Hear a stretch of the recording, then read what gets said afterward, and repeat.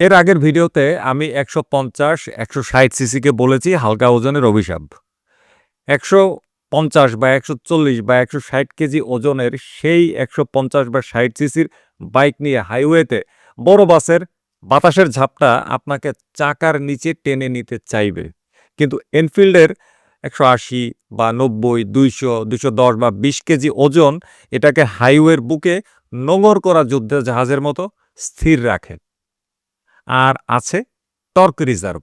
হাইওয়েতে স্পিড কিন্তু আপনাকে বাঁচায় না। বাঁচায় কোনটা? রিজার্ভ পাওয়ার। ৮০ কিলোমিটার স্পিডে ১৬০ সিসি বা ১৫০ সিসির ইঞ্জিন অলরেডি হাঁপিয়ে যায়। ওভারটেক করতে গেলে কোনো রেসপন্স পায় না। কিন্তু এনফিল্ডে থাকে বাড়তি টর্ক, রিজার্ভ পাওয়ার, যা আপনাকে সেকেন্ডের মধ্যে ডেথ জোন থেকে বের করে আনবে।